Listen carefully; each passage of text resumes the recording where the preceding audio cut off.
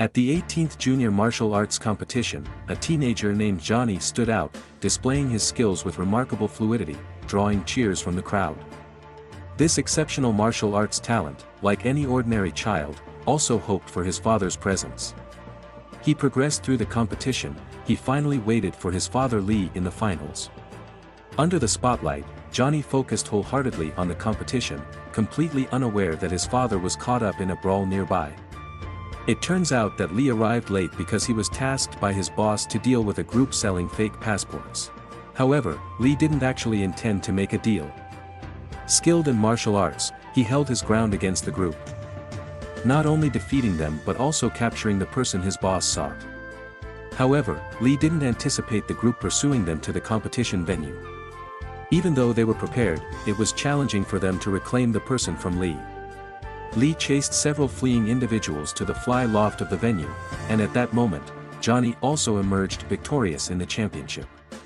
Just as the crowd cheered loudly for him, someone suddenly fell from above into the audience seating area, holding a hostage. Only the young Johnny fearlessly charged forward. Seeing his son in danger, Lee leaped from above, and together, father and son swiftly quelled the disturbance. The police also arrived on the scene, and Lee quietly merged into the crowd, leaving only Johnny being lifted high by the crowd, hailed as a young hero. The next morning, father and son resumed their usual practice of holding their breath underwater in a basin. The neighbors were already accustomed to this strange sight. When they finished their training, Johnny's mother had prepared breakfast, but Lee suddenly remembered an appointment and left in a hurry. Today happened to be the day Johnny was supposed to receive the Good Citizen Award, and Lee promised to accompany him. However, when he rushed over after finishing his business, Johnny had already received the award. Seeing Johnny upset, Lee promised to quit smoking, which appeased Johnny. After squeezing onto a bus as a family of 3, a kind-hearted person saw Johnny's sickly mother and offered her a seat. Despite their difficult circumstances, the family always remained warm and loving. Lee sensed an unusual atmosphere in the alley. Suddenly, several tall policemen rushed out from the corner and took Lee away without explanation. Young Johnny believed his father was not a bad person, but rumors spread among the neighbors. Lee's true identity turned out to be a seasoned undercover police officer, and the authorities had gone to great lengths to arrest him for a new mission. Now, with his wife and son facing gossip every day, Lee didn't want to be an undercover anymore. However, his superiors told him that completing this task would restore his police status. Lee reluctantly agreed to this final mission. Under the orders of his superiors, Lee escaped from prison with Darkie, a fellow inmate. To gain Darkie's trust, the police had to put on a convincing act. They not only pursued them with firearms but also released fierce dogs. Just as the dogs were about to attack Darkie, Lee swiftly intervened, knocking the dogs down. Without stopping, the two quickly climbed over the electrified fence, leaving the police behind. After escaping from prison, Lee returned home first.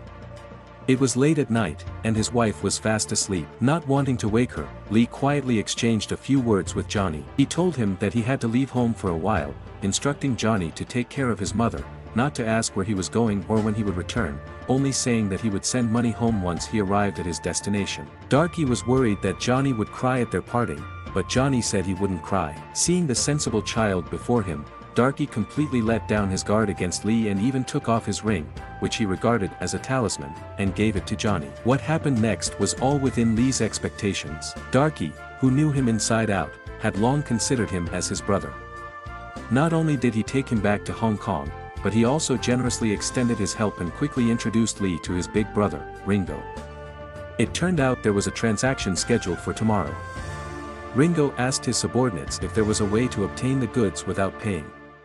This thuggish problem was thrown to Ringo's subordinates. In their desperation, Lee actually came up with a viable solution. During the transaction the next day, Ringo would go alone. Once the other party relaxed their guard after receiving the money, they would send someone in with a bomb strapped to grab the money back. And unsurprisingly, Lee was chosen for this task. The next day, Ringo discreetly walked into the restaurant with the money. The foreigners he was negotiating with had already heard of him as a dangerous individual, so they were cautious and brought several bodyguards. Once the money safely landed in their hands, they relaxed their guard. Sensing the opportune moment, Ringo contacted his men to take action. Before the foreigners who had taken the money could leave the restaurant, they were caught off guard by Ringo's men rushing in. Lee seized the moment to grab the box containing the money and prepared to leave in a car. However, a group of people surrounded him with guns. Thinking Lee had surrendered by throwing the money out of the car, they thought they had won, unaware that Lee was about to reveal a bomb strapped to his chest.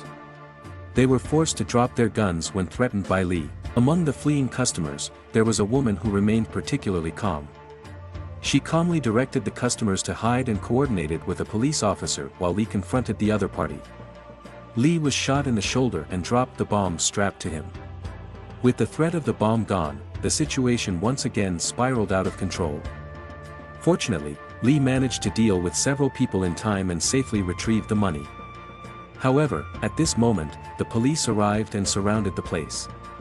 Lee, responsible for covering the rear, kidnapped a police inspector in desperation. Seeing this, the police dared not make any rash moves. The woman's name was Anita, an inspector at the police station. Today, she had a personal matter to discuss with the police inspector at this restaurant, but they unexpectedly encountered such a situation. While Lee confronted the police, a police car suddenly crashed into the restaurant, driven by none other than Anita. She asked Lee to release the police inspector and offered herself as a hostage, which was indeed a better choice for Lee. Pointing a gun at Anita, Lee threatened her to drive away from the scene. After they left, the bomb left in the restaurant turned it into ruins. The police naturally couldn't let such a heinous case go, and they followed Anita's car to an unfinished bridge. With nowhere to go, Lee asked Anita to get out of the car, then detonated the police car with a gunshot. Lee took the opportunity to jump onto a nearby lamppost and slid down, then quickly escaped. Unexpectedly, the police captured Lee's face during this operation, but they couldn't find any information about him in the entire Hong Kong. So Anita decided to go to Beijing to find information about him. However, in order to ensure the success of the operation, Lee's superiors did not inform her of Lee's true identity. Because of this, Lee became a full-fledged fugitive in everyone's eyes. As the son of a fugitive, Johnny naturally couldn't escape being bullied by other children. One day, after Lee had been missing for a long time, he finally called Johnny. Johnny informed him that his mother was extremely ill. After hearing this, but he was truly helpless. In order for Johnny to contact him easily, Lee left him the number of a pager. One day after school, Anita saw Johnny at the school gate and followed him home. She falsely claimed to be Lee's friend, but Johnny's mother immediately recognized her as a Hong Kong police officer. She told Anita that Lee was a good father, and everything he was doing now was for the sake of the family. Johnny's mother's condition worsened day by day, and she eventually passed away before Lee could return home. Before her death, she entrusted Johnny to Anita's care and instructed Johnny to write to his father, to think of him every day, and not to forget his father's face. Meanwhile, Ringo had new plans. He intended to rob a ship carrying national treasures on the high seas. This way, not only could he pocket the huge sum from the auction, but he could also loot the national treasures on board. The significant amount involved made Lee realize the seriousness of the matter, so he quickly called his superiors to inform them. Ringo was about to announce the plan to his brothers, but Lee's pager suddenly rang. Johnny sent a message informing him of his mother's death. Lee was momentarily distraught, unable to hear what Ringo was saying. Seeing him in a daze, Ringo couldn't help but slap him a few times. Unexpectedly, Lee suddenly acted like a wild beast, rushing at Ringo. Fortunately, he quickly regained his senses, allowing Ringo to vent his anger with a few punches, and with Darkie on the side to help him explain, they narrowly escaped unscathed. After his mother's death, Johnny decided to follow Anita to Hong Kong. However, on the day they sailed out to sea, Johnny inadvertently told a sailor that his father was Lee. Unexpectedly, the sailor relayed this information directly to Ringo. People doing business with Ringo had already warned him about an undercover operative in their midst, so Ringo ordered his men to capture Johnny and Anita. However, to his surprise, despite their efforts, they couldn't catch a child and a woman. Joining forces, Johnny and Anita not only defeated the scheming thugs but also seized a boat, sailing it to Hong Kong themselves. After Anita brought him back to Hong Kong without her consent, secretly published Johnny's photo in the newspaper. Lee, eager to see his child, borrowed Darkie's car. By this time, Ringo and his crew had already learned that Johnny was in Hong Kong. Sharp-witted Johnny, seeing his photo on TV, noticed many police officers lurking downstairs. So, he slipped out secretly and called Lee, asking him not to come. However, Lee had already infiltrated Anita's home, and the sound of the pager exposed his location. Without hesitation, Anita engaged him in a physical struggle. When the lurking police heard the commotion and burst in, Lee was no longer in the room. Meanwhile, on the roadside, Johnny was brought back to a villa by Ringo, who claimed to be Lee's friend. Darkie discreetly informed Johnny that Ringo was a bad person. So, when Johnny returned, he pretended not to recognize Lee. However, Ringo, ruthless as ever. He pressed Johnny's head on the coffee table. Lee endured and endured, but to save Johnny, he ultimately strangled Johnny. Knowing that Johnny had mastered breath-holding techniques, Lee used this to deceive Ringo, giving Johnny a chance to survive. After tossing Johnny into a dumpster, Ringo and his men went to a nightclub to drink. It wasn't until the third round of drinks that Lee had the chance to search for Johnny at the dumpster. To his surprise, Johnny wasn't there, but Ringo, secretly following him, discovered his identity. Lee no longer pretended, but unexpectedly, Ringo didn't rush to kill him. Instead, he wanted to use him. On this rainy night, Lee and Ringo engaged in a life-and-death struggle.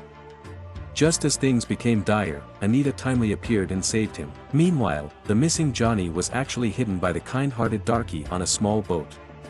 However, their whereabouts were quickly noticed, and in desperation, Darkie hid Johnny underwater, refusing to reveal his whereabouts even at the cost of his life. Surprisingly, underwater, Johnny overheard the exact location where Ringo had placed a bomb, so he used the pager to inform Lee of all the bomb locations. With Johnny's help, Lee managed to dismantle almost all the bombs on the boat, but one remained. Ringo appeared at the auction, thinking he had the upper hand, and proceeded with his plan as originally intended, unaware of the situation. Chaos ensued in the cabin, but luckily, Lee appeared in time, swiftly defeating all the henchmen with his exceptional skills. Seeing this, Ringo rushed down from the stage and engaged in combat with him. Perhaps underestimating Lee before, Ringo was defeated in the first round. So, Ringo teamed up with two capable allies and used an incredible leg technique to force Lee into retreat. Just then, Johnny arrived, and together, they overwhelmed the three opponents, leaving them defenseless. At a critical moment, Ringo detonated the last bomb that hadn't been dismantled, knocking father and son to the ground.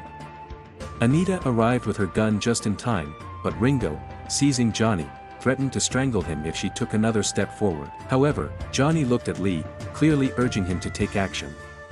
After the gunshot, Ringo fell dead, and Johnny was already breathless. Anita carried Johnny onto a helicopter for emergency treatment, but despite the doctor's efforts, Johnny was pronounced dead. Lee refused to believe his son was truly gone, hysterically shouting that it was just another breath-holding technique. To everyone's surprise, Johnny miraculously woke up.